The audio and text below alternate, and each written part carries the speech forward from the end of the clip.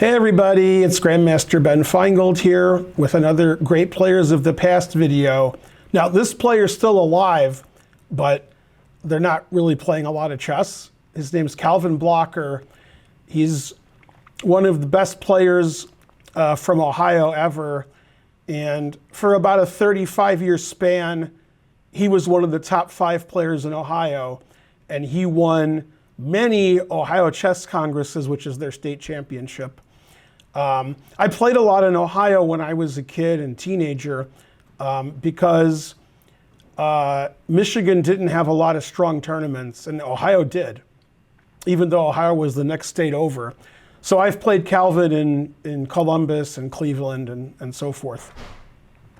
Calvin spent his life living in a suburb of Cleveland, Shaker Heights, Ohio. And he never got the GM title because it was rare for him to play out of state in some kind of GM norm tournament. And they didn't have very many then.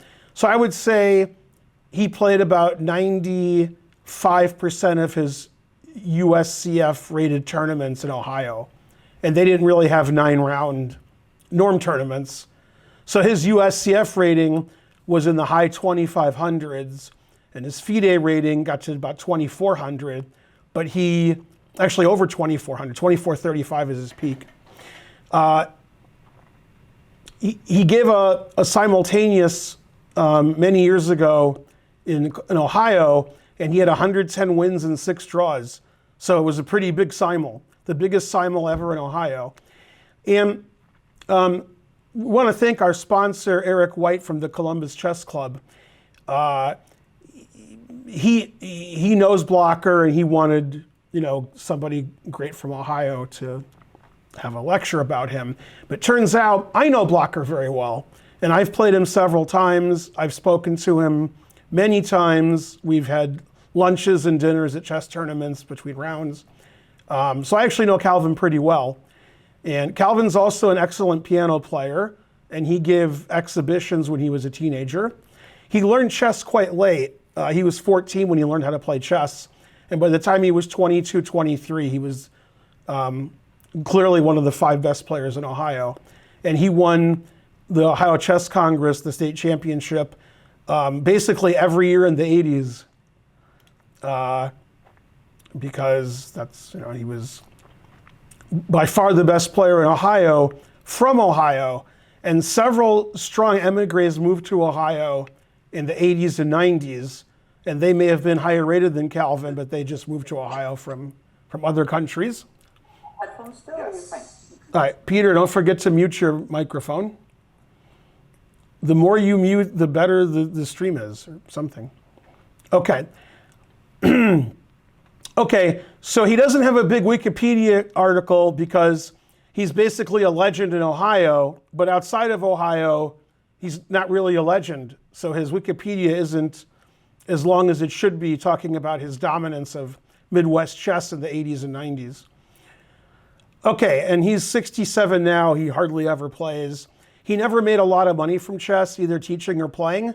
So he lived the life of a broke chess player, which I know a lot about from my 20s and 30s, when I was making a living as a broke chess player. So me and Calvin are like that, son. Okay. So Calvin had his own style of chess. He didn't play like other players. It was very interesting to watch. He has a lot of quirky mannerisms off the board and on the board. If you thought that I was verbose, you haven't met Calvin. Calvin will talk forever, and very eloquently, I might say. And Calvin loves chess, and that's why he was so good. He played chess because he liked playing chess. He would have made more money doing anything else, but he enjoyed playing chess. And unlike a lot of people, when they're paired with a higher rated player or somebody of their own rating, Calvin never wanted a draw. He always played for a win. He always played his patented unusual style. And he had his own kind of quirky way of playing the opening. Now I remember I was playing him once, and he was sitting at the board. It was his move. And all of a sudden, he moved very quickly like this, looking down a diagonal. And I think he was trying to imagine what the bishop was thinking. He was looking at the bishop down the diagonal, like the bishop would do. So he had his, he was an unusual guy, and still is. But another thing he did that was unusual is he was no stranger to very long thinks. He would think 45 minutes on a move. That wasn't unusual. And he always played the most combative move. As a consequence, when he did play good players, he had a lot of decisive results. A lot of losses and a lot of wins, not too many draws. So here's a game he won with black in the New York International against Nick DeFermian, who I think won the US championship several times. And Calvin was black. Calvin played for a win with both colors. This game was played over 30 years ago. And he played the Sveshnikov. He played different Sicilians with black. And he played other openings with black, as long as they were combative, as long as it wasn't drawish. That's what Calvin did. So this is the main line of the Sveshnikov. A6, knight A3, B5, knight D5. You'll see a lot of grandmaster games in this position today. Bishop E7, takes, C3. C4 is also played a lot now. I think C3 was popular when this game was played. Knight E7, trying to kick the knight out. Calvin didn't mind moving his king in the opening or ruining his pawn structure as long as he got interesting positions. C4, losing a tempo. C3, then C4. Bishop B7. And this was a typical variation in the 80s. And then I think people started liking it for black. So then whites stopped playing this line with C3 and C4. Black was basically sacrificing his queen side to get everything in the center, as you can see. So who cares about the queen side? King F8. And I must say, of people who are considered strong, when I was strong, I played King F8 more than most. However, I did not play King F8 as much as Calvin. Calvin was black. It was probably 50-50. He was castling or playing King F8. He didn't mind stepping his king to the side and getting these kinds of really interesting positions, which against Nick DeFermian is a bit risky because this is a Nick DeFermian kind of position. Although I think perhaps Nick would rather have black because of the active play in the center. So basically white is one on the queen side and black is one in the center. And as we all know, the center is more important. Although in this position, white does have an extra pawn and 3 passed pawns. Okay, never play F3. Rook D1, Rook G8. Very interesting position. That's what Calvin did. He wasn't afraid of higher rated players. B4, lots of passed pawns. Queen B6, the queen wants to go to E3. Queen B3, now the queen doesn't want to go to E3 because that would be risky. Then he tucks his king into the corner, King H8, put it in H. And even though white is up a pawn with the passed pawns on the queen side, I can't really argue for the piece placement of the pieces I highlighted. The rook, the king, and the bishop haven't moved yet. And it doesn't look like no matter what happens this game, the white king is ever going to be safe. It looks like the king is just going to be open the rest of the game. Okay, knight C2, getting the knight off of the side. Rook C8, rook D2. Very passive position for white, except for his queenside pawns. Bishop takes, knife F5. Always play knife F5.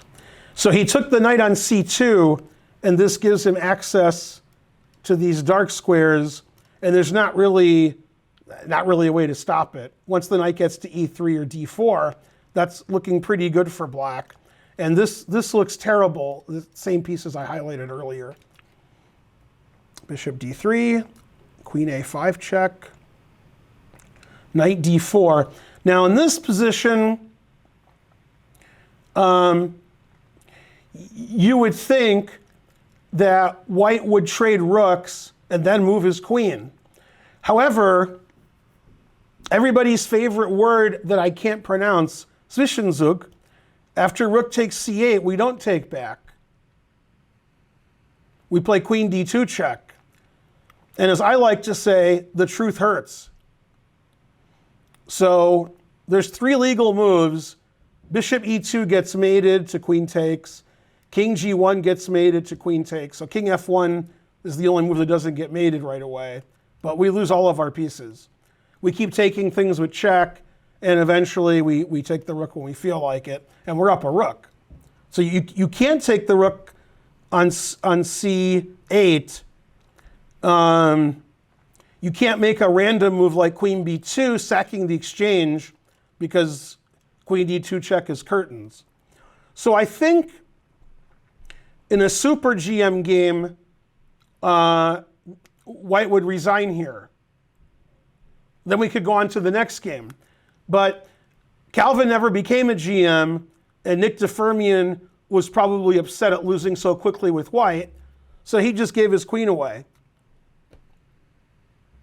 And white has 3 passed pawns for a queen. That's not good. So knight takes queen, threatening the rook on c1. He just takes back. And somewhat insulting, a bishop for a queen, and he played on for many moves. But he liked those passed pawns, I guess. I guess. Yeah, every move DeFermian missed the best move, resigns. But it's funny because a lot of people haven't heard of Calvin Blocker because he was mainly famous in Ohio and he never became a GM. But here he's playing a guy who's won the US championship several times. He has black, he just runs over the guy. And that's the way Calvin played. He played in an aggressive, combative style. And as a consequence, he had very few draws. He had a lot of wins and a lot of losses. He wasn't playing for a draw. He wasn't hoping to draw the higher rated player. He wanted to play a good game of chess, an interesting game of chess. He loved chess. And DeFermian loved not resigning. Okay, his biggest mistake of the game was not resigning. Yeah, then he got another queen. And that didn't stop white from playing on. So queen and a rook versus a bishop. Yeah, b7, pretty insulting. Check, queen b2. Now, if you play a7, I play queen d4 check and take it. And then if you don't play a7, I'll take this. Or I could do anything, everything wins. So here finally DeFermian resigned. A little too late. But that was a pretty easy victory with the black pieces against somebody so good, especially DeFermian being so good with white. And currently, as the people live are watching this, DeFermian's playing in the US Senior Championship in St. Louis because he's not as young as he used to be. He is younger than Calvin Blocker, but not by much. Okay, let's see if F11 works. Sometimes it works. Okay, and Calvin has white this game, so we flipped the board. And you guys can all see D4. Anybody?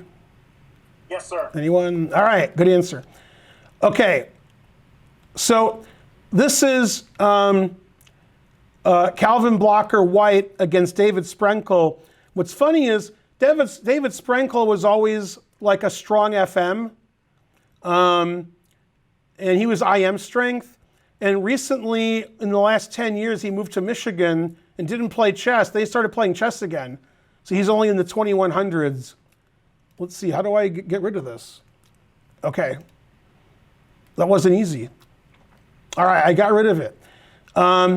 So this game was played in the Midwest Masters, and actually in Chicago in the 80s and 90s, this was a very popular tournament. It was only open to players 2,200 and over, and they usually got about 100 players with a lot of GMs and IMs.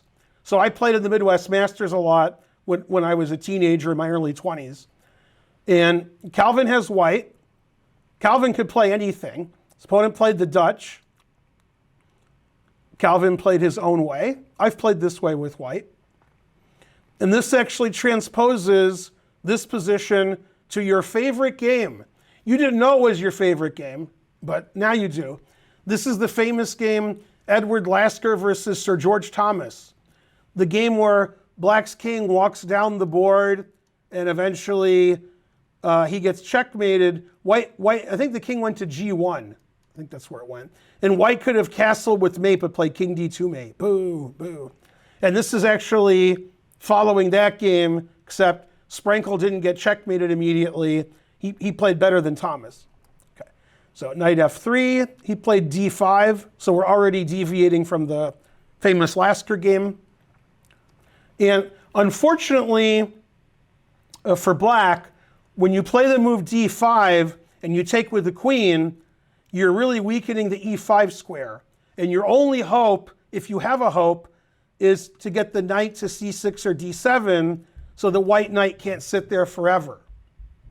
So very bad weakening of E5. E6 pawn is backward. It's just a very nice position for white. And after bishop D3, Black played knight C6, I think overlooking Calvin's next move.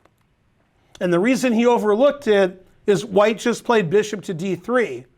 So I think if the bishop was on F1 and white hadn't moved his bishop yet, Black would have been cognizant of the move bishop B5. But since white just played bishop to D3, he probably didn't think it was going to go to B5. But strategically, this is crushing. We're going to get rid of the knight, and our knight's going to sit on E5 the rest of the game, and Black's going to have a bad bishop versus a good knight, plus Black has this backward E pawn. So very nice strategical play from Calvin. Takes the knight, he castles, so bishop B5 wouldn't stop him from castling. He's already castled. He can play knight E5 at his leisure. Black wants to play bishop H5. If Black only gets one more move, he can do it. Queen D2, defending the F2 pawn. So now he can play knight E5. And Black doesn't really have any counterplay here. White can just improve his position, attack the E pawn, press forward on either side of the board. White's threatening knight D7 right now, forking. And just very bad position for Black. Okay, and Black decided, rawr, if I'm going to lose, I'm going to go down fighting. G5, attack. Attacking what? I don't know. And Calvin played rook E3, getting his rook over to the king side if he wants, kicking the bishop away. Now, I'm wearing the Never Play F6 shirt, okay? And the reason I'm wearing it is I knew we would look at this game, and therefore I didn't wear the Never Play F3 shirt. That was very important. Okay, the bishop retreats. The knight goes back. He wants the knight to go to C5 and win one of these pawns. If the bishop takes the knight, this E6 pawn is going to be indefensible. We could do a Feingold gun and start attacking that E pawn. So he played B6, stopping knight C5. Makes sense. G4, Calvin was uncompromising. He's played positionally and sort of boring the whole game. That's my style. And now he's playing tactically. He's like, move your bishop, and I'm going to get this pawn, and I'm going to win the game. And he says, well, if you take this pawn, I'll take this pawn. So that's a fair trade. And Calvin agreed. It was more fair for him. Rook F3, knight E5. The knight goes back to E5, forking the bishop on G6 and the rook on F3. So rook F6 is forced. Rook takes, queen takes, rook F1. Now white's opened the E file and the F file, and his rook and his knight dominate Black's pieces. Queen F2. Now, if you want to play rook F8, it's good to want things, but you can't do it because your queen is overworked. I just take on F8, and then you lose your bishop in the end. So you can't you can't challenge the F file. Queen F2, white has the dominant knight on E5, and white has the F file. And the reason the knight is dominant is it can't get kicked out, and it controls a lot of squares in black's position. So he played bishop E4. He wanted to have the dominating bishop. Queen F6. Now if we trade queens, our H-pawn is attacked, and if you defend it with your king, rook F7 check wins the 7th rank. If you don't do anything, I can play queen takes queen check, king takes queen, rook F7 check, and win the 7th rank. So white's threatening to win at least a pawn here, and white's threatening the rook. So I don't know what black's supposed to do. Play better earlier? Okay, he played rook F8. Queen E6 check. King has to move. Knight D7. The knight keeps going to better and better squares. The knight wants to go to F6. Rook takes, king takes. Now, if it was white's turn to move, knight F6 check would end the game. If the king goes back, you get checkmated. And if the king goes up, you're walking into discovered check, like knight E8 check, knight H5 check, knight takes bishop check. So if it's white's move, knight F6 ends the game. The game's over. So he played king H8, stopping knight F6 check. Queen E8 check. Now, we don't really have anything good to do here. The move that lasts the longest, I guess, lasts the longest? I'm not sure if it lasts longer. I guess so, is king H7 walking into this discovered check. You can't play king G8 because knight E6 check wins the queen. So you'd have to play king H8. And for some reason, I don't know why, black didn't like this. I actually do know why.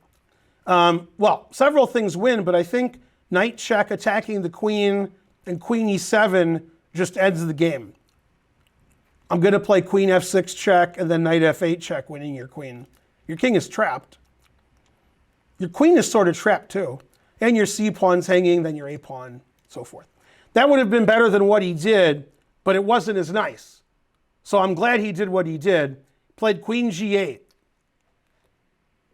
And this would be a very nice puzzle rush kind of position, or puzzle battle, or some kind of puzzle. Okay, and I'm sure Calvin saw that queen G8 lost when he played queen E8 check. Otherwise, he wouldn't have played queen E8 check. Although, if he changed his mind, he could play queen E5 check here and still win. C pawn's still hanging. My knight can still go to F6. But he won quickly by trading queens, trading minor pieces, and he has a little finesse here. After king E2, if it was white's turn to move, white plays king E3 winning. You can't save your E-pawn. The only way to save your E-pawn is to play king E6, king D5.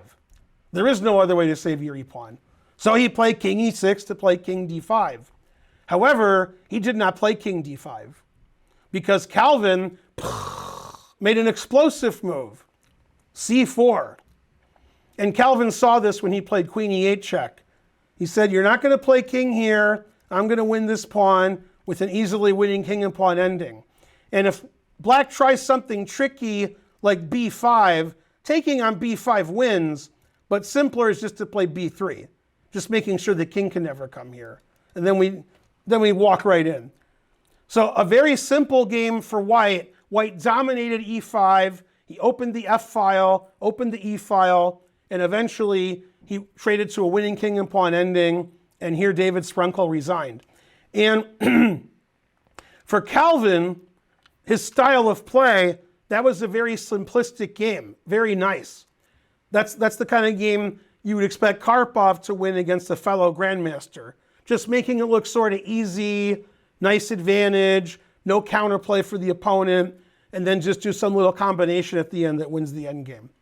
So very nice play from Calvin. You can see from the two games we've looked at so far, it's clear that Calvin could have been a grandmaster, but he didn't really have the opportunities, didn't have the funding, didn't play in the GM norm tournaments, and he never really had any money to travel and play chess. So he was sleeping at the YMCA, and he wasn't getting a DMCA, so that was good. He would sleep on the floors in hotel rooms, that people sleep in a bathtub. He made all his money from chess. In the 70s and 80s, there wasn't really any money in chess. If he was as strong now as he was 30 years ago, he could be teaching 10, 20 students on the internet like my son Spencer does and make a reasonable living doing that. But at that time, he was only teaching very local players. Maybe he had 2 or 3 students. He'd win some weekend tournament and win $200. The truth hurts. And I know that truth from my own 1980s life. Okay, and last but not least, we have a game he beat Enrico Sevillano. Sevillano, much higher rated player. He was an IM also, but he later became a grandmaster after this game was played. But he was much higher rated than Calvin. And Sevillano, USCF-wise, got to over 2,600. And he's beaten many strong grandmasters. I've played Sevillano several times. The first few times, I forgot what the result was. I don't know. Except for one thing. I know the result, but we're not going to talk about that. I'm not the one on trial here. Okay, so Calvin had white. Sevillano, if you know him, and you don't, is very famous for playing the Benoni. He plays the Benoni even when you don't play d4. He don't care. He's playing the Benoni. All he plays is the Benoni. When he goes to sleep at night, he dreams of having black in a Benoni. And Calvin Blocker said, a sharp opening? That's just my game. So he let him play the Benoni. He let him do it. No baloney. And this is Calvin's kind of game, and it's Sevillano's kind of game. And Calvin played in positional style, which is actually the way that I play against this opening. He put his pieces on the same squares. H3, knight f3, bishop d3. If I have white in a Benoni against you in a tournament, or even on my stream, I'm going to get this position if you allow it. I've had this position many times in my life. This is how I play white against a Benoni. Rook e8, castles. I've had this position also. Knight d7, rook e1. Could also play bishop f4. Queen e7. I'm not a fan of queen e7. I don't like putting the queen opposite this rook. Bishop f4. Queen f8. This queen e7 to f8 idea I've seen before. I'm just not a fan of it. Don't like it. Bishop h2. Normally, black is playing knight h5 and knight e5, and sometimes even bishop h6 with the queen on f8. So bishop h2 is a good prophylactic move to stop all that annoying attack of my bishop. And what white wants to do, if he could cheat, is play knight d2, knight c4, attacking this pawn. Okay, and black has good control of the dark squares. If he plays like knight h5, knight e5. Problem is, this bishop's not very good. It hasn't moved, doesn't have anywhere to go to, which makes this rook not very good. And white has the center. White has 2 pawns in the center to 1. So engines would like white in this position. Okay, knight e5, I don't like that move. I think that's a mistake. And I think if you want to play knight e5, you should preface it with knight h5, so you open up your bishop. And often, in that position, after knight h5, white stops all that by playing g4. And you could argue, yay, g4 attacking, forcing the knight back. Or you could say g4 weakens the white king a little bit, a little scary. But I think that's what he intended. I think that's why he didn't play knight h5. He thought white would play g4, forcing the knight back to f6. So he just played knight e5.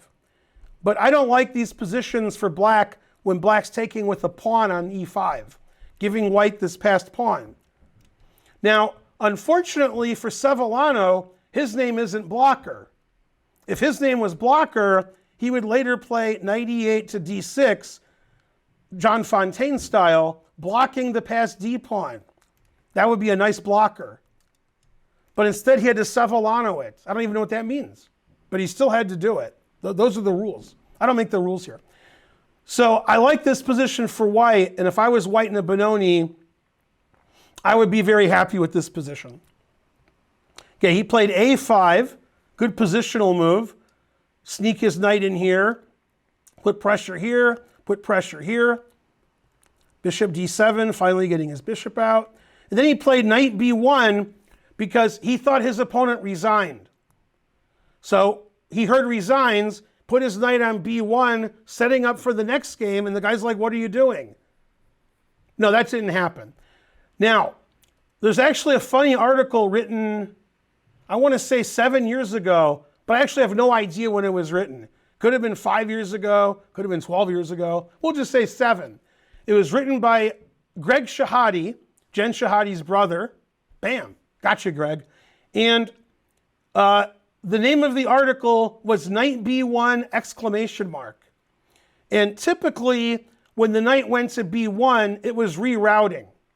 And in this position, if white could cheat, can't cheat because he's an IM. If he was a GM, maybe. He would want to play knight to C4. That's where the knight goes in the Benoni. And that's why when the knight was on F3, the other knight, which was traded off, one main idea is knight D2 to C4. That's a good square for the knight. It's a blocker, like Calvin blocker. So he played knight B1. His knight's going to go to A3, C4, or D2, C4. Good luck stopping him.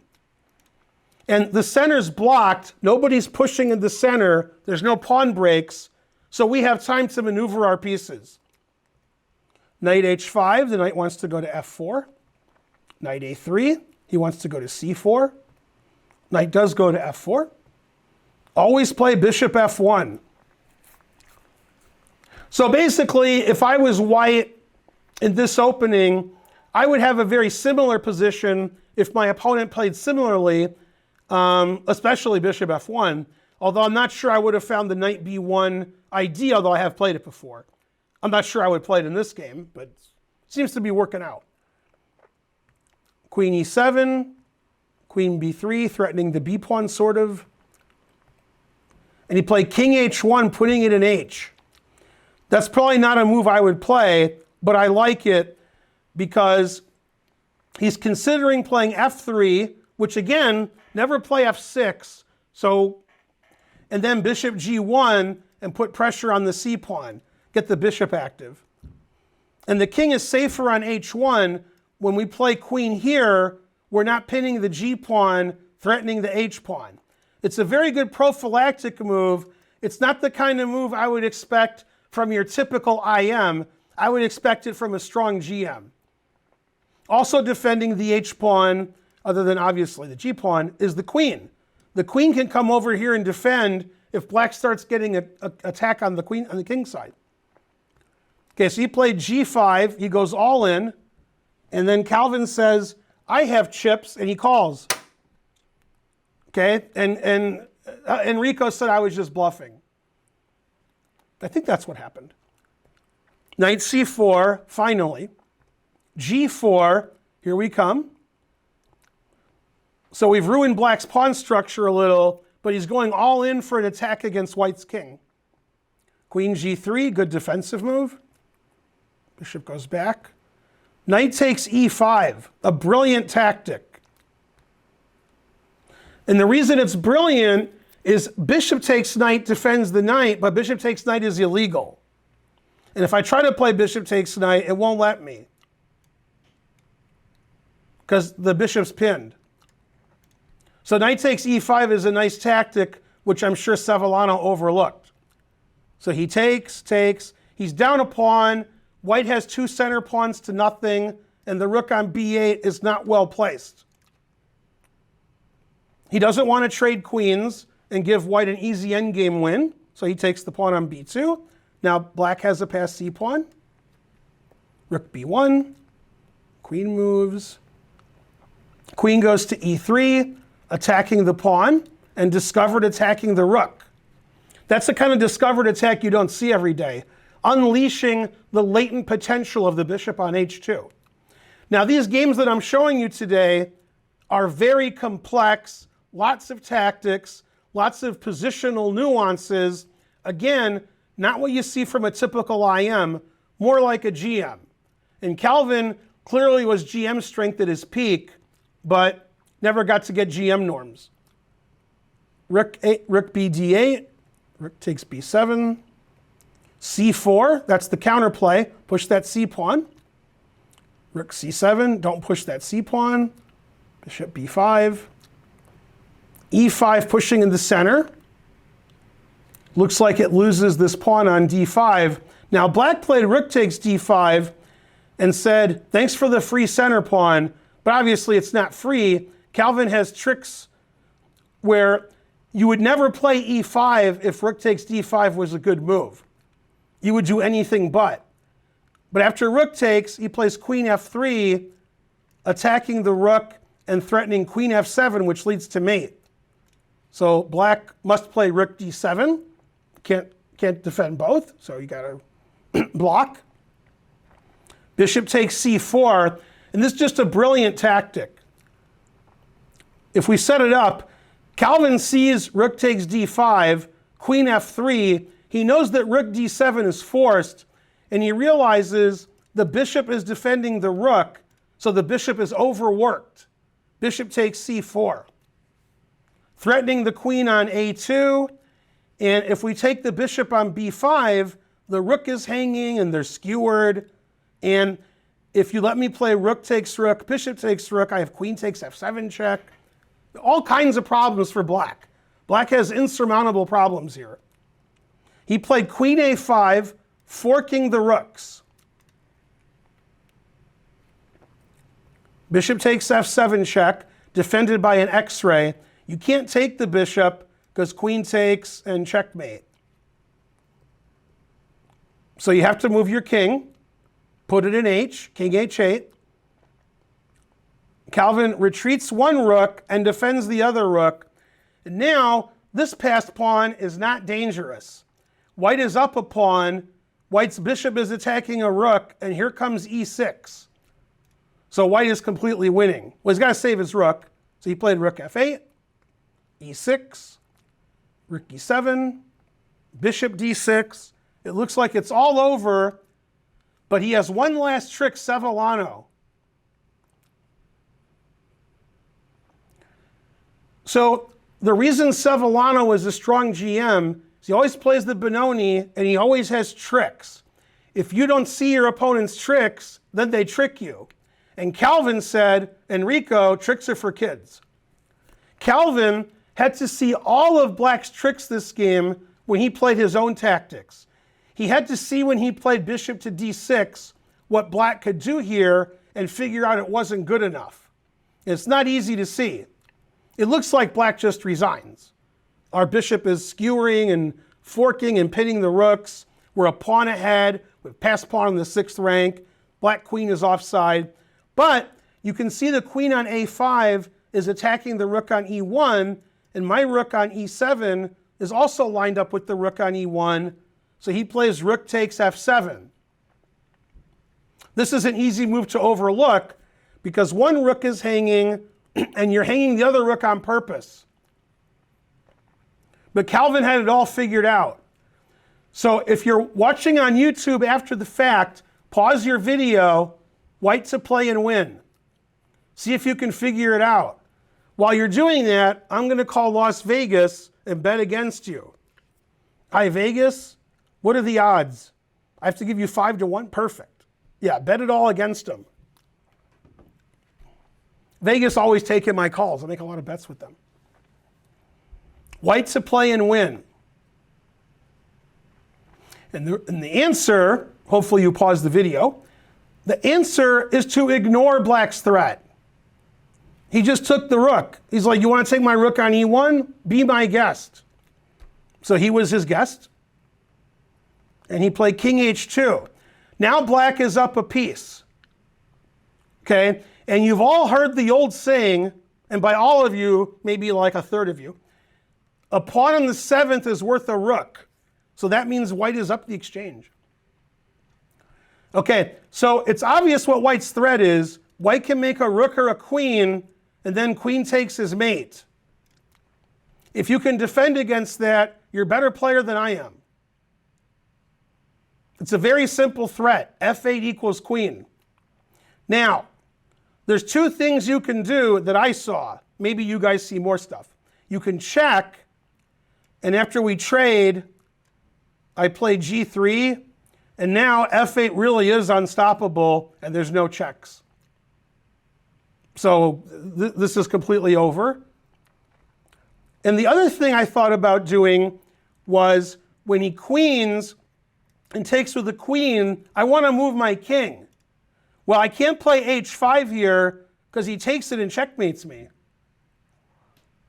So I can't do that. So I have to play H6. That's the only move that's not resigning. But he resigned. Then we make a queen. Then we take. Then we have this position where the black king is completely trapped and black has no checks. And the opposite color bishops makes it a very simple win. So one way to win is to check. And this actually reminds me of a game Karen won in Foxwoods. It's the same idea. You can play bishop e7, threatening bishop f6 checkmate. And after check, it's just one check. f4, g3, whatever you prefer. And then bishop f6 is going to win the game. Another way to win, I think, is to check on f6, and irrespective of where the king goes, I'll go here, I don't know.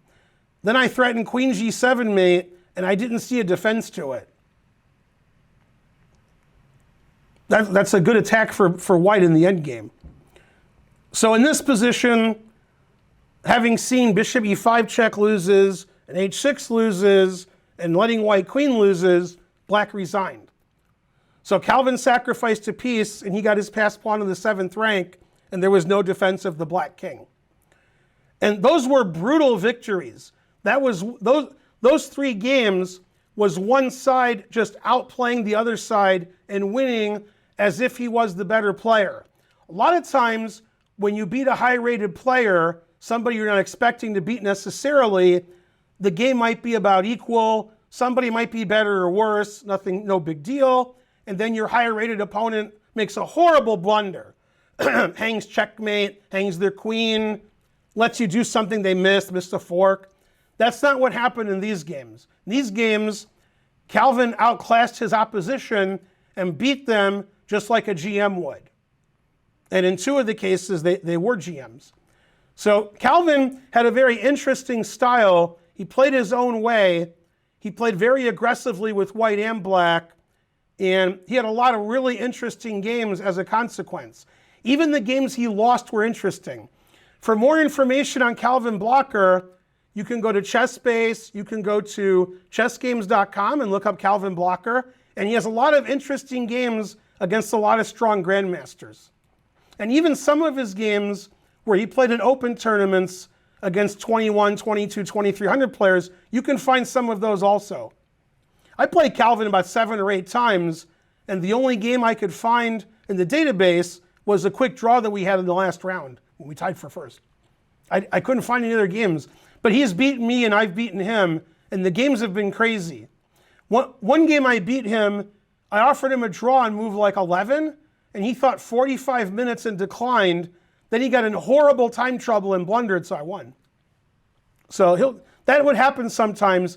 He was addicted to time trouble, and he was very fast. He wouldn't lose on time very often. He would play very quickly when he was in time trouble. It threw his opponents off. And Calvin was a very unusual guy, unusual player. He played his own way, played his own openings, and he was an original. I mean, he didn't just read some book and read some players and say, I'm going to play like them. He played his own way. And as a consequence of his great tactical ability and unusual play, he was the best player in Ohio for many, many years and one of the best players in the Midwest. Go Calvin Blocker. And I want to thank Eric White again from the Columbus Chess Club for sponsoring the lecture. And I want to thank him for doing about somebody that I know personally. Very strong I am. We had a lot of battles. And go Calvin Blocker. Thanks for watching. Please watch our YouTube channel for more videos, more great players of the past. And we're going to have another video next week, another lecture Wednesday nights. And don't forget to tune in and watch us on Twitch. Bye, everybody.